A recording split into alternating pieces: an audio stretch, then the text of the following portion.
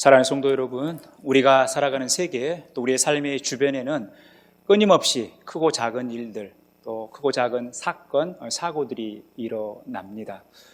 이 사건, 사고들이 끊임없이 일어날 때 우리는 그 원인, 그 이유를 분석하는 과정 속에서 가장 많이 도용하는 하나의 법칙이 있어요. 바로 하인리의 법칙이라는 것입니다. 이 하인리의 법칙이라는 것은 대형 사고가 발생하기 전에 그와 관련된 수많은 경미한 사고와 징후들이 반드시 존재한다는 것입니다. 한 번의 큰 대형 사고는 우연히 일어나는 것이 아니라 그 전에 경미한 사고와 징후들이 있다는 것이죠. 예를 들어서 화산이 폭발하기 전에 그 산 주변에 뱀들이 굉장히 출몰하게 되거나 또 지진과 이 해일로 인해서 큰 피해를 입기 전에 물고기들이 먼저 떼죽음을 당하는 이런 일들이 벌어진다는 것이죠. 또 건물이 무너지기 전에 건물 곳곳에 금이 가는 이런 일들이 생긴다는 것입니다. 이런 대형 사고들은 우연히 생긴 것이 아니라 그 징후들이 미리 존재하고 있다는 것을 보여주는 거예요. 그래서 이 하인리의 법칙을 처음 이야기한 사람이 1931년 미국의 보험회사 감독관리관이었던 이 하인리가 이 산업재해를 조사하는 그 과정 속에서 특이한 점을 발견한 거예요. 하나의 법칙이 있더라는 것입니다. 그것은 같은 원인으로 발생한 큰 사건 안에서 한 명의 중상자가 있기 전에 같은 원인으로 발생한 29명의 경상자가 있더라는 거예요.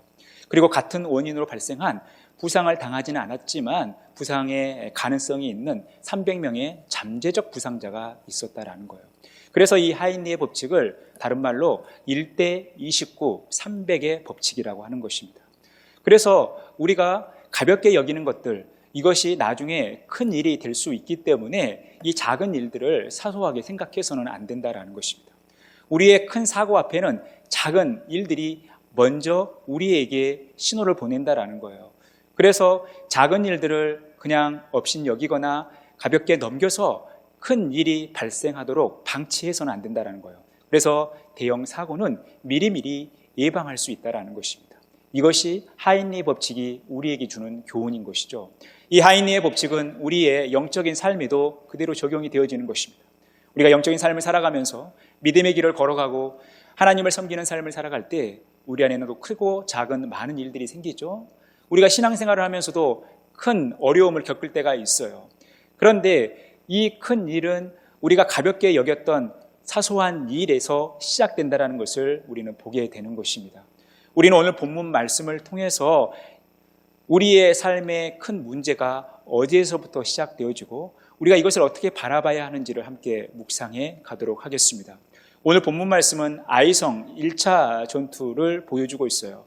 우리가 지난주에 살핀 내용이지만 우리는 오늘 하인리의 법칙이라는 관점에서 오늘 본문 말씀을 다시 한번 들여다보면서 우리의 삶의 교훈을 얻고자 합니다. 이제 이스라엘 백성들은 여리고성을 함락시켰죠. 하나님의 도우심으로 그들은 여리고성을 점령하게 됐습니다. 하나님께서 초자연적으로 역사하신 것이죠. 이스라엘 백성들이 사실 한 건 없습니다. 그들이 일주일 동안 그 여리고성을 돈 것밖에 없어요. 하나님께서 지진을 일으키셔서 여리고성을 무너뜨렸던 것입니다. 어찌됐든 이스라엘 백성들은 이런 하나님의 능력을 통해서 여리고성을 점령하게 됐고 사기가 충천해 있었던 것이죠. 그래서 그 기세를 몰아서 아이성까지 침략하려고 했던 것입니다. 그런데 아이성을 정탐해 보니까 성이 여리고성보다는 매우 작은 성이었어요. 그래서 한 2, 3천 명이면 충분하다 생각해서 이제 3천 명을 이끌고 이제 아이성을 이렇게 침투하게 됩니다. 그런데 아이성을 이 3천 명이 공격했지만 어떤 결과가 일어납니까? 4절에서 5절에 보니까 백성 중 3천 명쯤 그리로 올라갔다가 아이 사람 앞에서 도망하니 아이 사람이 그들을 36명쯤 쳐 죽이고 성문 앞에서부터 스바림까지 쫓아가 내려가는 비탈에서 쳤으므로 백성의 마음이 녹아 물같이 된지라. 3천 명이 아이성을 공격했지만 실패하죠. 36명의 전사자를 남겨요. 그리고 이 패배의 충격이 너무 커서 백성들의 마음이 녹아서 물같이 되었다라는 것입니다. 예상치 못했던 패배이었기 때문에 백성들이 받은 충격이 매우 컸던 것입니다. 백성들뿐만 아니라 이스라엘의 지도자였던 여호수아도 큰 충격을 받은 거예요. 그가 충격을 받고 슬픔 가운데 있습니다. 그러다 보니까 하나님 앞에서 믿음 없는 소리를 늘어놓고 있어요. 그만큼 이 패배가 충격이었다라는 것입니다. 그런데 이 패배보다 더 큰 일이 기다리고 있었던 것입니다. 이스라엘 자손들이 그들의 원수 앞에 능히 맞서지 못하고 그 앞에서 돌아섰나니 내 원수들 앞에 능히 맞서지 못하리라. 여러분, 전쟁을 하다 보면 한 번쯤은 질 수 있는 거 아니겠어요? 모든 전쟁에서 이길 수 있는 것은 아닙니다. 어쩌다 전쟁에 질 수도 있어요. 그런데 문제는 뭐냐면 이 전쟁이 한 번의 패배로 끝나는 것이 아니라 하나님께서 그들에게 말씀하시는 것은 그들을 맞서지 못한다라는 거예요. 지금 이스라엘 백성들이 원수들을 맞서지 못한다라는 것은 그들이 가나안 땅에 들어가지 못할 수도 있다라는 것이죠. 얼마나 고통스러운 소식입니까? 전쟁에서 진 것도 너무 힘든 일인데 그보다 더 큰 일이 지금 이스라엘 백성들 앞에 놓여 있는 것입니다. 앞으로 그들을 이길 수 없다라는 거죠. 가나안 땅에 들어가지 못할 수도 있다라는 거예요. 왜 이런 일이 발생했는가? 내가 다시는 너희와 함께 있지 않겠다라고 하나님께서 선포하셨기 때문에 그래요. 이스라엘 백성들은 하나님의 도우심으로 전쟁에 이길 수 있는 것이죠. 여리고 성도 하나님께서 도와주셨기 때문에 이겼던 것입니다. 그런데 하나님께서 그들과 함께 하시지 않는다? 그러면 그들이 싸울 수 없는 것이죠. 바로 하나님께서 그들과 함께 하시지 않겠다고 하시는 이 말씀은 그들에게 사형 선고와 같은 것입니다. 이 큰 일이 이스라엘 백성들 가운데 닥친 것이죠. 그들은 전쟁에서 진 것, 36명의 전사자가 나온 것이 큰 충격이었지만 더 큰 충격을 그들이 받은 것입니다. 그런데 이 일이 있기 전에 또 그 원인을 찾아가 보니까 이들에게 어떤 일이 생겼는가? 3절에 보니까 백성을 다 올라가게 하지 말고 2,3,000명만 올라가서 아이성을 치게 하소서. 그들은 소순이 모든 백성을 그리로 보내어 수고롭게 하지 마소서. 아이성을 정탐해 보니까 한 2,3,000명이면 충분할 것 같아요. 그래서 3,000명 가지고 이 전쟁하면 우리가 이길 수 있다는 거죠. 그들은 소수이기 때문에 능히 무찌를 수 있다. 우리가 수고스럽게 전쟁할 필요 없다라고 이야기한 거죠. 그야말로 그들은 아이성을 아이 취급하는 거예요. 그러면서 그들 가운데 찾아온 것은 뭡니까? 교만이었던 것입니다. 교만이 그들로 하여금 아이성을 아이 취급하면서 얕보게 했고 결국 그렇게 전쟁을 하다 보니까 실패할 수밖에 없었던 것이죠. 그들에게 이런 문제가 있었던 거예요. 그들이 전쟁에서 실패했던 것은 바로 그들 안에 찾아온 교만이었다는 것입니다. 이 교만은 그들의 발목을 잡았던 것이죠. 그런데 또 거슬러 올라가 보니까 이보다 더 큰 문제들이 있었다는 것입니다. 오늘 1절에 보니까 이스라엘 자손들이 온전히 바친 물건으로 말미암아 범죄하였으니 이는 유다 지파 세라의 증손 삽디의 손자 갈미의 아들 아간이 온전히 바친 물건을 가졌습니다. 여호와께서 이스라엘 자손들에게 진노하시니라. 하나님께 온전히 바쳐진 물건을 아간이 훔친 것입니다. 그런데 이것은 하나님 앞에 엄청난 죄죠. 그런데 하나님께서 아간에게만 진노하신 것이 아니라 이스라엘 백성들 전체에게 진노했다라는 것입니다. 아간 한 사람의 죄이지만 더 크게 생각해서 아간 집안의 죄이기도 하지만 하나님 보시기에는 이스라엘 전체의 죄라는 것입니다. 그래서 하나님은 이스라엘 전체에 진노했던 것입니다. 여러분, 우리가 이것을 통해서 아는 것은 뭡니까? 이스라엘 백성들이 가장 크게 느껴지는 지점은 뭐예요? 그들이 앞으로 가나안 땅에 들어가지 못할 수도 있다라는 이 상황이에요. 능히 가나안 족속을 이길 수 없다라는 것입니다. 더 심각한 문제는 하나님이 그들과 함께 하시지 않는다라는 거예요. 그런데 이 일이 있기 전에 그들에게는 36명이 전사하고 패배하는 일이 있었어요. 그리고 그 전에 이스라엘 백성들이 교만하고 아간이 하나님의 물건을 훔치고 도력질한 그리고 속이는 일을 했던 것입니다. 이것이 지금 이스라엘 백성들의 상황이라는 것입니다.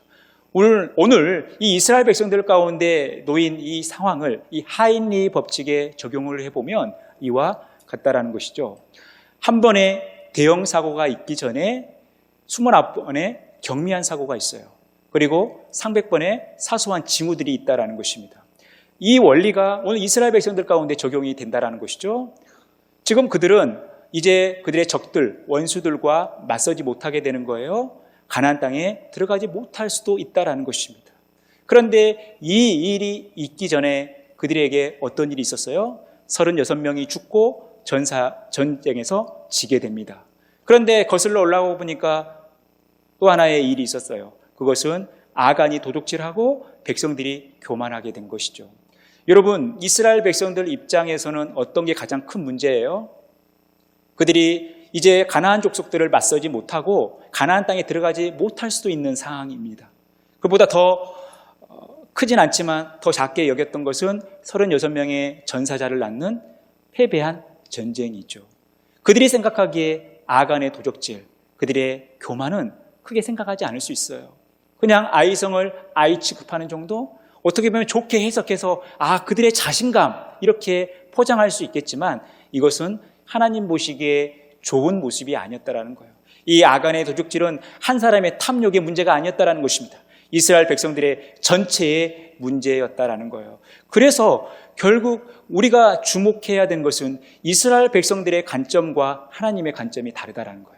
이스라엘 백성들은 전쟁에서 지고 가나안 땅에 들어가지 못한 상황이 놓일 수도 있는 이 상황이 가장 큰 문제였지만 하나님이 보시기에는 아간의 범죄와 그들의 교만이 더 심각한 문제였다라는 것입니다. 그래서 그 문제를 해결해야 했던 거예요.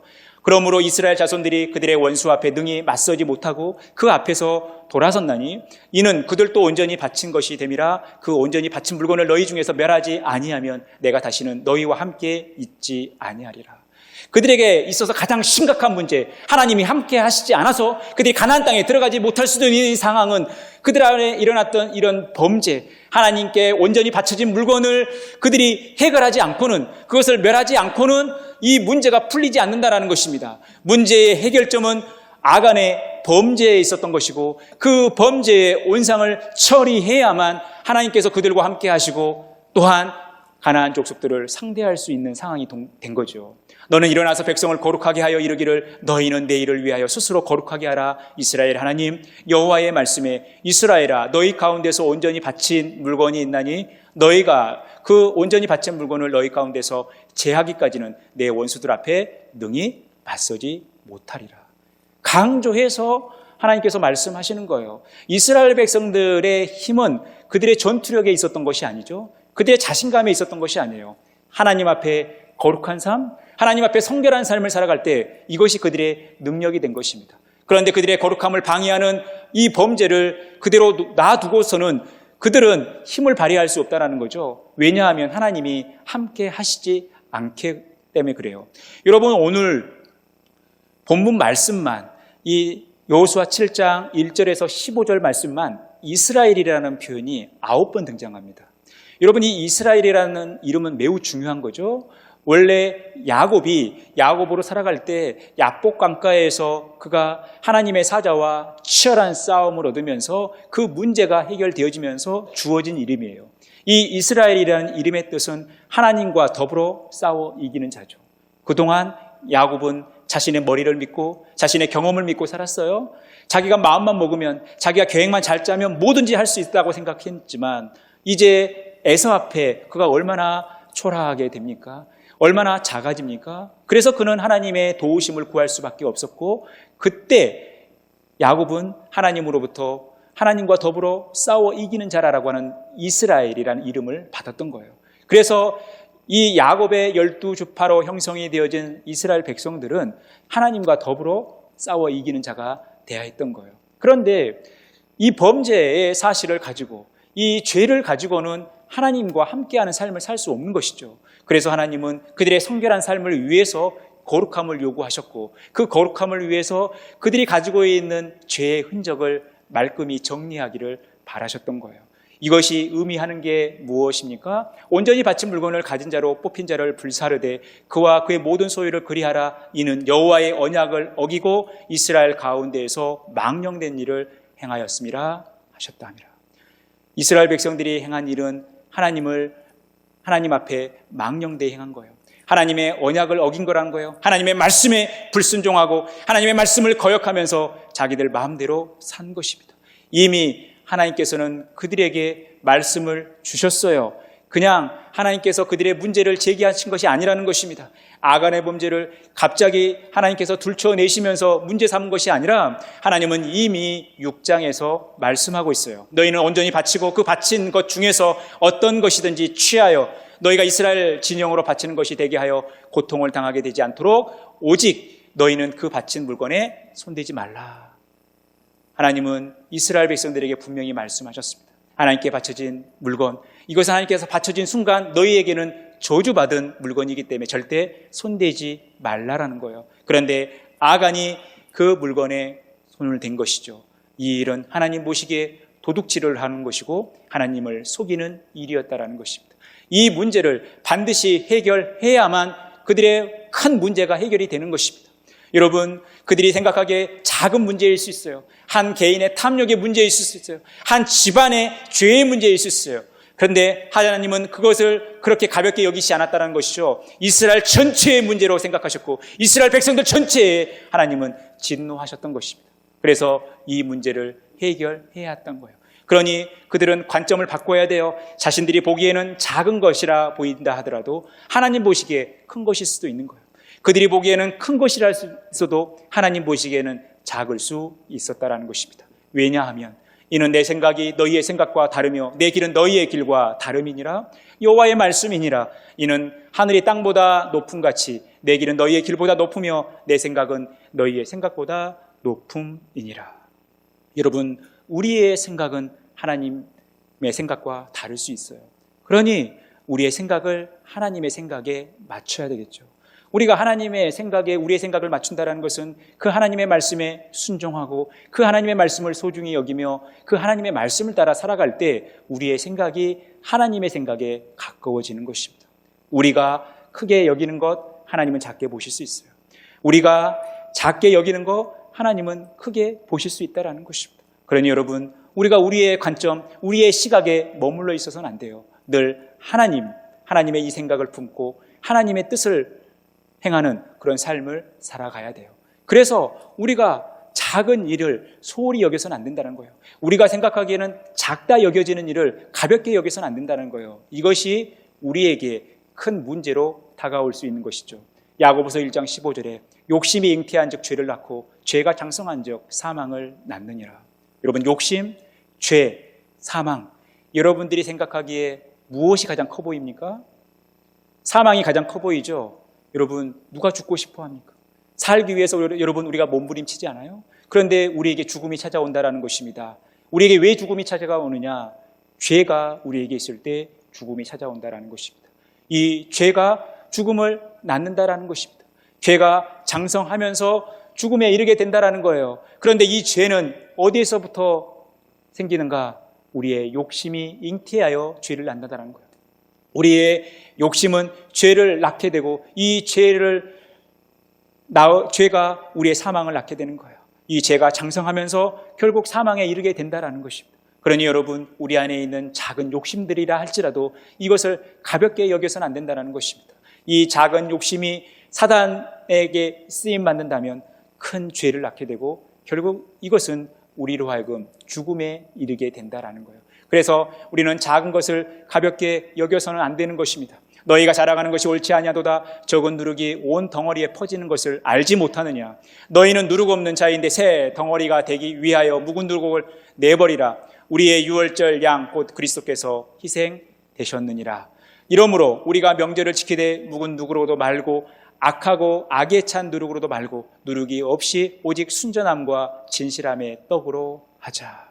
여러분, 이스라엘 백성들을 하나님께서 출애굽시키실 때에 유월절을 지키게 했습니다. 그래서 어린 양이 희생이 되겠어요. 그런데 하나님께서는 이 유월절을 지키면서 일주일간 무교절을 지키게 했습니다. 이 무교절을 지킬 때 해야 할 일은 무교병을 먹는 거예요. 이 무교병은 누룩 없는 떡이죠. 왜 하나님께서 이스라엘 백성들에게 무교병을 먹게 했는가? 왜 누룩 없는 떡을 먹게 했는가? 하나님의 구원은 단순히 이스라엘 백성들을 출애굽시키는 것으로 끝나는 것이 아니라 출애굽한 이스라엘 백성들이 계속해서 하나님 앞에 거룩한 삶을 살아갈 수 있도록 죄에 오염되지 않도록, 그래서 이 무교병을 먹으면서 우리가 이 누룩 때문에 우리가 범죄하지 않도록, 우리의 죄가 온몸에 퍼지지 않도록, 한 사람의 개인의 죄가 공동체의 죄가 되지 않도록 우리가 철저히 경계할 수 있도록 하나님께서 이스라엘 백성들을 그렇게 배려하신 것이에요. 그래서 6월절 어린 양으로 오신 예수 그리스도는 우리를 위한 희생양으로도 오셨지만 하늘에서 온 생명의 떡, 진실함과 순전함으로 우리에게 다가오신 생명의 떡이라는 거예요. 그래서 우리가 예수님을 먹고 살아간다는 것은 우리에게 영원한 생명의 떡으로 오시고 우리에게 진실함과 또 순전함으로 오셔서 우리의 삶을 지키시고 다스리면서 우리로 하여금 죄에 오염되지 않도록 우리의 삶의 주인이 되어 주시기 위해 예수님께서 그렇게 오신 것입니다. 그래서 우리가 예수님을 먹고 살아가면서 늘 예수님의 생각을 품는 거예요. 우리의 안에 작은 죄의 유혹들이 생기지 않도록, 우리의 작은 탐심이, 우리의 욕심이 죄로 이어지지 않도록, 사단에게 쓰임받지 않도록 늘 예수 그리스도를 바라보며 예수 그리스도를 우리의 삶의 중심으로 모시며 살아가야 한다는 것입니다. 이것이 예수님께서 우리에게 오신 목적이라는 것입니다. 사랑하는 성도 여러분, 이것을 가볍게 여겨서는 안 돼요. 여러분, 오늘 이스라엘 백성들이 겪고 있는 이 큰 일을 이미 38년 전에 겪었죠. 이스라엘이 출애굽한 지 2년 만에 이제 가나안 땅에 들어갈 기회가 생겼습니다. 그런데 10명의 부정적인 보고를 받고 가나안 땅에 들어가는 것을 포기해버린 거예요. 그래서 38년 동안 더 고생한 것이죠. 그들이 부정적인 보고를 받으면서 그들 안에 원망과 불평이 일어났습니다. 그런데 가데스바네아에서 갑자기 일어난 일이 아니라 이스라엘 백성들은 출애굽을 하는 그 순간부터 계속해서 불평과 원망을 달고 다녔어요. 그래서 조금만 자기들 마음에 안 들면, 자기 뜻에 안 맞으면 늘 하나님 앞에 원망하고 불평하고 모세와 아론을 잡아먹으려고 했던 것입니다. 그들은 그때는, 그 순간에는 원망과 불평 좀 할 수 있지, 이게 뭐 얼마나 큰 일이야, 내가 원하는 대로 내 삶이 펼쳐지지 않는데 작은 원망, 불평 있을 수 있는 거 아니야? 이렇게 생각할 수 있겠지만 이것을 정의하지 않으니까 결국 어떤 일이 벌어져요? 38년 동안 고생을 하는 거예요. 출애굽 1세대들은 제사장 빼고는, 또 여호수아와 갈렙 빼고는 가나안 땅에 들어가지 못한 거예요.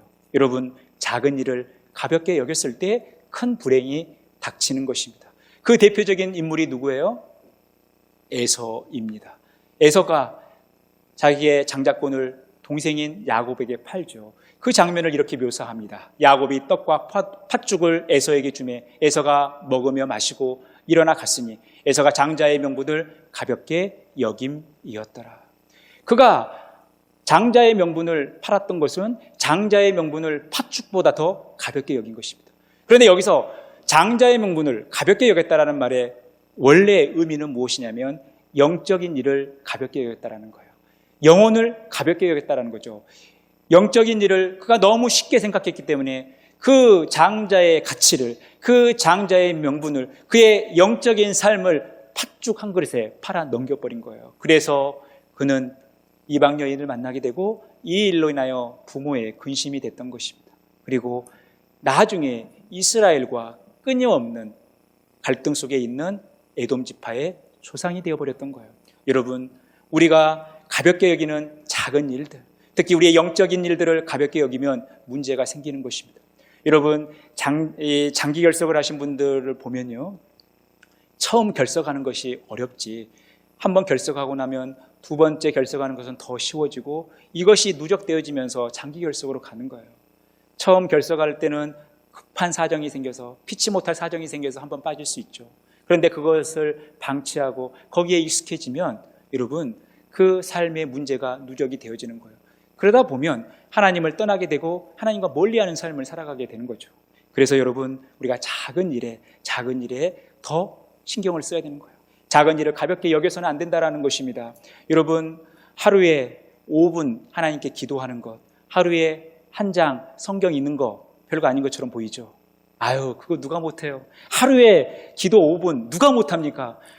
아이고, 목사님, 하루에 성경 한 장 누가 못 읽어요? 그런데 의외로 안 합니다. 여러분, 솔직히 여러분들 양심의 고백을 해보세요. 하루에 5분 이상 기도하십니까? 하루에 성경 1장 읽고 계세요? 여러분, 가볍게 여겨서는 안 돼요. 우리가 하루를 시작하면서 5분 하나님께 기도하는 것, 성경 한 절 읽는 것이 그 하루의 삶을 결정할 수 있다는 것입니다. 여러분, 우리 한 달의 삶을 결정할 수 있고 우리의 인생을 결정할 수 있는 거예요. 우리의 삶의 큰 문제는 작은 것에서부터 시작된다라는 것입니다. 하나님께서 이스라엘 백성들에게 그것을 교훈하고 있는 거예요. 너희가 작은 일을 가볍게 여겨서는 안 된다. 너희들이 생각하기엔 작은 일이지만 내가 보기에는 심각한 일이다. 아간의 범죄는 한 개인의 범죄가 아니라 이스라엘 전체의 범죄다. 그들의 미래를 결정할 수 있는 엄중한 문제다라고 하나님은 지금 이스라엘 백성들에게 경고하고 계십니다. 마태복음 25장과 누가복음 19장에 보면 달란트 비유, 또 문화의 비유가 나오죠. 거기에 2달란트, 5달란트 받았던 종이 칭찬을 받습니다. 주인으로부터 이런 칭찬을 받아요. 그 주인이 이르되 잘하였도다. 착하고 충성된 종아, 내가 적은 일에 충성하였으며 내가 많은 것을 내게 맡기리니 내 주인의 즐거움에 참여할지어다. 그들에게 적은 일에 충성하였다. 그래서 내가 많은 것을 맡기겠다. 네가 작은 일에 충성하였다. 내가 더 큰 것을 맡기겠다라고 말씀하고 있다는 거예요. 주인으로부터 책망을 받던 한 종, 1달란트 받았던 종, 그 종은 나름대로 주인을 알았다고 생각했어요. 그런데 이 종이 알았던 알은 기노스코, 그냥 경험으로 아는 알이에요. 그런데 그 주인이 알기를 원하는 알은 에이도의 알. 이 에이도의 알은 경험뿐만 아니라 소중히 여기고 존중하고 또 주의하는 것, 이것을 포함하고 있는 거예요. 그러니까 이 주인이 종들에게 기대했던 것은 주인의 말에 주의를 기울이고 주인의 말을 소중히 여기는 거예요.